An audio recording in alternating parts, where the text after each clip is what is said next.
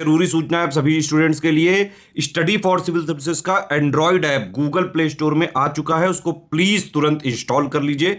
और अगर आप स्टडी फॉर सिविल सर्विसेज के सिर्फ ऐप से कोई भी कोर्स कोई भी पीडीएफ परचेज करते हैं तो उसमें अप्लाई कूपन, अगर आप ज्ञान सर जो है आप उसमें अप्लाई करते हैं, ये कूपन कोड है, तो उसमें 20% फीस तुरंत माफ हो जाएगी। मतलब 20% डिस्काउंट तुरंत उसमें लग जाएगा।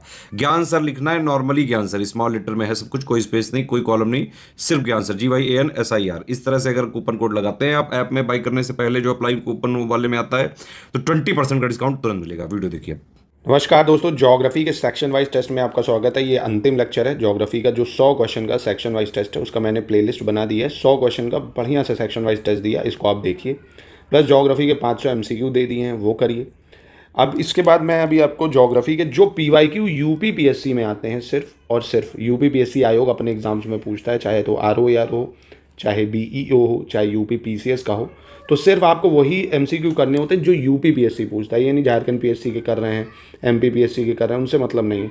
PYQ भी उतने करने हैं जितने जरूरी हैं, स्टडी फॉर सिविल सर्विसेज जितने दिए जाएंगे। पूरी पूरी पोथी नहीं करनी है कि इतनी मोटी बुक PYQ ही की कर रहे हैं और सब्जेक्ट पढ़ने का टाइम ही नहीं हो पाएगा, है ना। तो वो नहीं करना, समय बर्बादी नहीं करनी। समय बहुत कीमती है दोस्तों, है ना। हर साल में एक पेपर होता है, तो 5-6 साल तैयारी नहीं करनी अपने को, एक बार में सिलेक्शन लेना है, तो स्ट्रैटेजी होनी चाहिए आपके पास, ठीक है।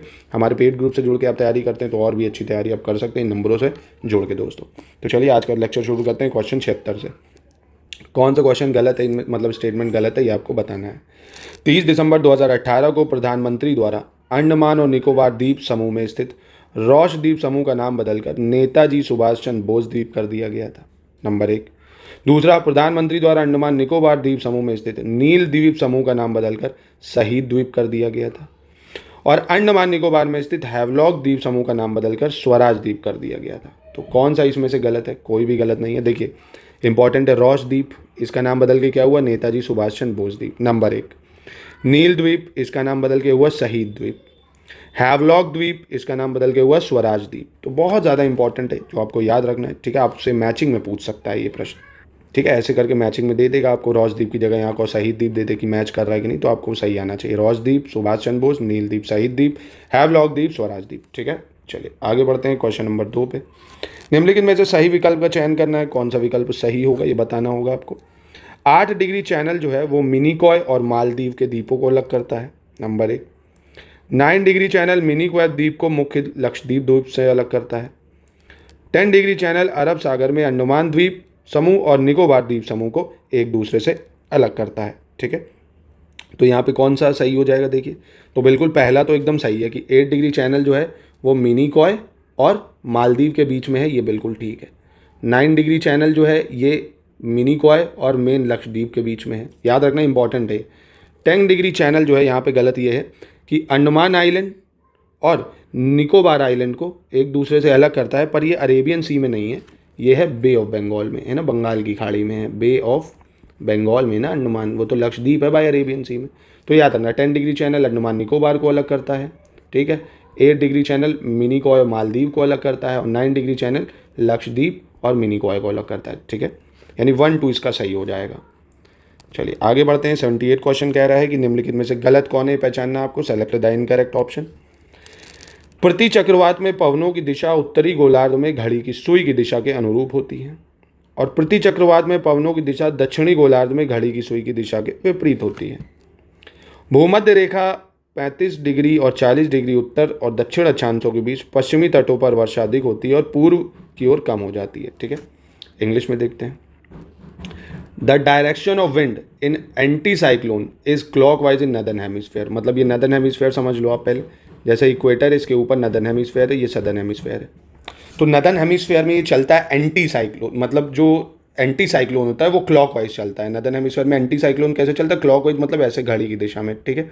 और जो साइक्लोन होगा वो कैसे चलता है? एंटी क्लॉकवाइज चलता है, उल्टा चलता है। याद रखना, ये आपको कंफ्यूज कर सकता है। और वही सदर्न हेमिस्फेयर में अगर बात करेंगे तो जो एंटी साइक्लोन है वो एंटी क्लॉकवाइज चलता है, ठीक है, ऐसे चलता है, ठीक है।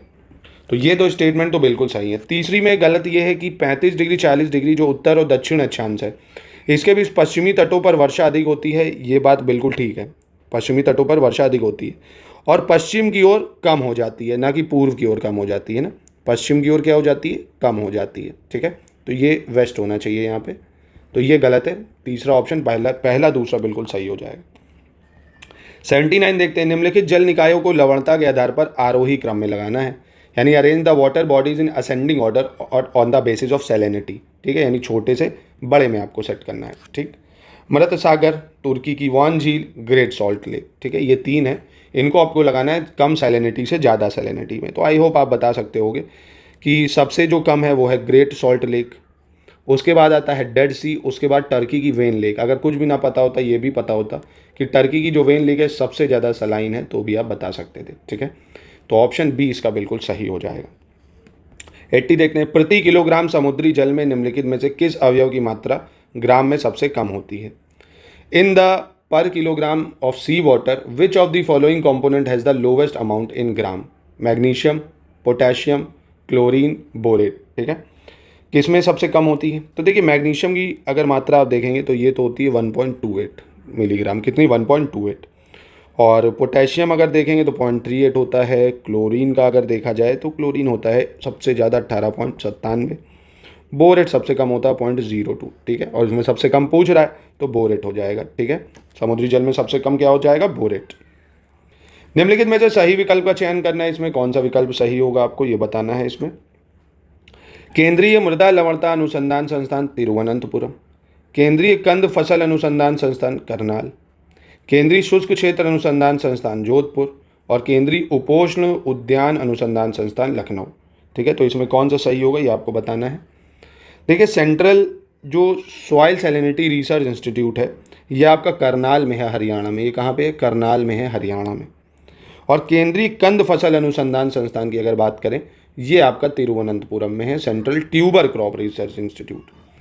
Arid zone research institute Jodhpur बिल्कुल सही होगा, और सेंट्रल इंस्टीट्यूट ऑफ सब ट्रॉपिकल हॉर्टिकल्चर लखनऊ में है, ये भी बिल्कुल सही हो जाएगा। यानी 3 और 4 बिल्कुल सही हैं यहाँ पे। 82 में आपको बताना है कौन सा सही है, विच ऑप्शन इज करेक्ट, ये आपको मैचिंग करनी है इसमें। मारियाना ट्रेंच यानी मारियाना गर्त प्रशांत महासागर, प्यूर्टो रिको गर्त प्रशांत महासागर, टोंगा गर्त प्रशांत महासागर, अटाकामा गर्त प्रशांत महासागर। तो यहाँ पे देखिए कौन सा सही होगा ये आपको बताना है। तो मारियाना ट्रेंच पैसिफिक ओशन में, बिल्कुल ठीक है। प्यूर्टो रिको जो है ये अटलांटिक ओशन में है, ना कि वहाँ पे है, और ये कहाँ पे? अटलांटिक में। तो ये हो गया आपका गलत। टोंगा ट्रेंच बिल्कुल सही है, अटाकामा भी बिल्कुल सही है, यानी पहला, तीसरा, चौथा बिल्कुल ठीक हो जाएगा। ऑप्शन सी बिल्कुल सही है। 83 देखते हैं, 83 में आपको गलत बताना है कौन सा गलत है। बास जल डमरू मध्य, अंडमान सागर और दक्षिण चीन सागर, सुंडा जल डमरू मध्य यानी स्ट्रेट की बात कर रहा है, जावा सागर और हिंद महासागर, ओट्रांट्रो जल डमरू मध्य एड्रियाटिक सागर और ओनियान सागर, टायरस जल डमरू मध्य अराफुरा सागर और पापुआ की खाड़ी। ठीक है, तो यहाँ पे कौन सा गलत है? देखिए, अंडमान सी और साउथ चाइना सी, इसको कनेक्ट करता है आपको स्ट्रेट ऑफ मलक्का, है ना, आपने सुना होगा मलक्का स्ट्रेट, बहुत फेमस है। मलक्का स्ट्रेट अंडमान सी और साउथ चाइना सी के बीच में। और ब्रास स्ट्रेट की अगर बात कर लेगा तो ब्रास स्ट्रेट भी आप याद रख लो, ये तस्मान सी और साउथ सी को कनेक्ट करता है। ठीक है, तस्मान सी और साउथ सी को कनेक्ट करता है आपका ब्रास स्ट्रेट। तो आपका ये सही हुआ कि नहीं, ये जरूर देखिए। और इस टाइप के प्रश्न मैंने ज्योग्राफी के जो 5 MCQ है उसमें भी कराए हैं, और ज्योग्राफी की मेरी मैपिंग पड़ी होगी, उसमें दुनिया के सारे स्टेट ये सब मैंने करा रखे हैं, उसको देखिए आप। चलिए 84 पे आते हैं। अगर सबसे कम तटीय रेखा की लंबाई वाला राज्य कौन सा है? Select the state with the length of shortest coast line. Kerala, Orissa, west Bengal या कर्नाटका। ठीक है, सबसे छोटी कोस्ट लाइन इनमें से किसकी होगी? तो देखिए, केरल की 570 के आसपास है, उड़ीसा की कम है, इससे 457 के आसपास होगी, पश्चिम बंगाल की काफ़ी कम ही है, 157 के आसपास, और कर्नाटक की आपकी 280 किलोमीटर। ठीक है, यानी इसमें से जो सबसे शॉर्टेस्ट किसकी हुई? पश्चिम बंगाल यानी वेस्ट बंगाल की। ठीक है, तो इसका आंसर हो जाएगा वेस्ट बंगाल। चलिए 85 कह रहा है, निम्नलिखित में से सही कौन सा है? Select the correct option. Duncan pass की बात कर रहा है। डंकन पास कहाँ पे? दक्षिण अंडमान और लघु अंडमान के मध्य, यानी साउथ अंडमान और लिटिल अंडमान। कोको स्ट्रेट, कोको द्वीप और दक्षिण अंडमान के मध्य। मन्नार की खाड़ी दक्षिण पश्चिम तमिलनाडु और श्रीलंका के मध्य। और मैकमोहन रेखा भारत और चीन के मध्य। ठीक है, तो इसमें से कौन सा सही होगा ये आपको बताना होगा। डंकन पास देखिए बिल्कुल सही है, दक्षिण अंडमान और लघु अंडमान के मध्य। कोको स्ट्रीट जो है, या कोको आपको पता होगा द्वीप है म्यांमार में, ये बिल्कुल ठीक है। कोको द्वीप कहाँ है? म्यांमार में। ये दक्षिण अंडमान नहीं, उत्तरी अंडमान के मध्य है। यहाँ पे क्या होना चाहिए? नॉर्थ अंडमान या उत्तरी अंडमान। तो ये ऑप्शन तो गलत हो गया। गल्फ ऑफ मन्नार बिल्कुल सही है, साउथ वेस्ट तमिल और श्रीलंका ये भी सही है, मैकमोहन लाइन भी इंडिया चाइना के बीच में ये भी सही है, यानी 1 3 4 सही है, बस दूसरा इसमें गलत हो जाएगा। 86 देखते हैं, निम्नलिखित में से सही विकल्प का चयन करना है, कौन सा विकल्प सही होगा। बोमडीला दर्रा अरुणाचल प्रदेश, बारालचला दर्रा हिमाचल प्रदेश, देवसा दर्रा हिमाचल प्रदेश, दीफू दर्रा उत्तराखंड, पेंसीला दर्रा लद्दाख। ठीक है, कौन सा सही है इसमें? देखिए बोमडीला पास अरुणाचल प्रदेश में, ठीक है। बारालचला हिमाचल में है, बिल्कुल सही हो जाएगा। देवसा पास आपका हिमाचल प्रदेश में है, बिल्कुल सही हो जाएगा। दीफू पास आपका उत्तराखंड में नहीं है, अरुणाचल में है। ये कहाँ पे है? अरुणाचल में, दीफू पास, याद रखना इसको। पेंसीला लद्दाख में, ये भी सही है। 1 2 3 और 5 बिल्कुल सही हो जाएगा इसका। 87 देखते हैं, निम्नलिखित में से सही विकल्प का चयन करना है, चूज द करेक्ट ऑप्शन। जैविक विविधता अधिनियम 2006, पर्यावरण संरक्षण अधिनियम 1986, राष्ट्रीय हरित अधिकरण अधिनियम 2009 और जल निवारण प्रदूषण नियंत्रण अधिनियम 1981। तो यहाँ पे कौन सा गलत हो जाएगा दोस्तों? नहीं, सही पूछ रहा, माफ कीजिएगा। तो पर्यावरण संरक्षण अधिनियम या इन्वायरमेंट प्रोटेक्शन एक्ट, ये 1986 में आया था, बिल्कुल सही है। क्योंकि बायोडाइवर्सिटी एक्ट 2002 में आया था, जैव विविधता अधिनियम। नेशनल ग्रीन ट्राइब्यूनल की बात करें तो 2010 में ही आया था। और वहीं वाटर प्रिवेंशन एक्ट की बात करी जाए अगर, तो ये आया था 1974 में। कब आया था? 1974 में। और 1981 में क्या आया था? 1981 में आया था air prevention and control of pollution act, यानी वायु रोकथाम एवं प्रदूषण नियंत्रण अधिनियम। ठीक है, तो इसका आंसर सही है ए। 88, निम्नलिखित में से गलत विकल्प का चयन करना, select the incorrect option. One संरक्षण अधिनियम 1980, वन्य जीव संरक्षण अधिनियम 1972, ऊर्जा संरक्षण अधिनियम 2001, प्रतिपूरक वन रोपण निधि अधिनियम 2010। कौन सा गलत होगा इसमें, ये आपको बताना है दोस्तों। तो कंपनसेटरी एफॉरेस्टेशन फंड एक्ट या प्रतिपूरक वन रोपण निधि अधिनियम, ये 2010 में नहीं 2016 में आया था। कब आया था? 2016 में। तो यहाँ पे होना चाहिए 2016। ठीक है। 89, निम्नलिखित में से कौन सी मृदा देश के अधिकांश भाग में फैली हुई है? Which among the following soil is spread over the maximum part of country? Alluvial soil, red soil, black soil या लैटेराइट सॉइल? ठीक है, सबसे ज़्यादा कहाँ कौन सी मृदा फैली हुई है? तो बहुत आसान है, को पता होगा, इंडो गैंजेटिक प्लेन है, ब्रह्मपुत्रा वगैरह है। सबसे ज़्यादा मात्रा में अलूवियल सॉइल है नंबर 1 पे। उसके बाद दूसरे नंबर पे अगर देखें तो लाल मृदा आती है, रेड सॉइल आती है। तीसरे नंबर पे ब्लैक सॉइल आती है और फिर जाके कहीं पे आएगी लैटेराइट सॉइल। ठीक है, यानी अलूवियल सॉइल सबसे ज़्यादा मात्रा में पाई जाती है। 90 कह रहा है, निम्नलिखित में से सही विकल्प का चयन करना है। ये मृदाएं हैं और ये प्रचुरता है। जलोढ़ मृदा, काली मृदा, मरुस्थली मृदा और पर्वतीय मृदा। ठीक है, तो बताना है इसमें कौन सी सॉइल में क्या पाया जाता है। ठीक, जलोढ़ मृदा में यानी अलूवियल सॉइल में पोटाश और लाइम एबंडेंस होता है, ज़्यादा होता है। ठीक है। ब्लैक सॉइल में पोटाश, लाइम और मैग्नीशियम होता है, ये भी बिल्कुल ठीक हो जाएगा। डेजर्ट सॉइल में सॉल्ट और फॉस्फोरस होता है, ठीक है ये भी। और माउंटेन सॉइल में पोटाश और फॉस्फोरस होता है, ठीक है ये भी। चारों स्टेटमेंट सही है। और सॉइल में इस तरह के प्रश्न जरूर पूछे जाते हैं, कौन सी मात्रा पाई जाती है और सॉइल कहाँ पे पाई जाती है। ठीक है, तो इसका ऑप्शन सही डी हो जाएगा। 91 कह रहा है, निम्नलिखित पर विचार करना है। हेलसिंकी सम्मेलन, मोल्मो घोषणा पत्र और नैरोबी घोषणा पत्र। हेलसिंकी सम्मेलन सामुद्रिक पर्यावरण की सुरक्षा, मोल्मो घोषणा पत्र पर्यावरण संरक्षण में निजी क्षेत्र की भूमिका, नैरोबी घोषणा पत्र अंतर्राष्ट्रीय संधियों का प्रभावी क्रियान्वयन। ठीक है, तो यहाँ पे कौन सा सही है? तीनों स्टेटमेंट बिल्कुल सही हो जाएंगी यहाँ पे भी। ठीक है, हेलसिंकी सम्मेलन टाइम भी याद रखो अगर पूछ ले, 1974 में हुआ था। मोल्मो डिक्लेरेशन 2000 में हुआ था सर। और नैरोबी डिक्लेरेशन की बात करें तो 1997 के आसपास हुआ था। ठीक है, तो 1974, 2000, 1997, याद रखना, तीनों स्टेटमेंट बिल्कुल सही है। 92 कह रहा है, डैश में वार्सो सम्मेलन में आयोजित डैश में ग्रीन क्लाइमेट फंड पेश किया गया था। The green climate fund has been introduced at the dash held at Warsaw conference. तो ग्रीन क्लाइमेट फंड की शुरुआत कहाँ से हुई थी? 2013 में हुई थी। कब हुई थी? 2013 में वार्सो कॉन्फ्रेंस हुआ था जो। ठीक है, कोप 19 2013 में, 2013 कोप 19। ठीक है, ग्रीन क्लाइमेट फंड याद रखना, काफ़ी महत्वपूर्ण है। इन्वायरमेंट में भी ये सवाल पूछा जा सकता है।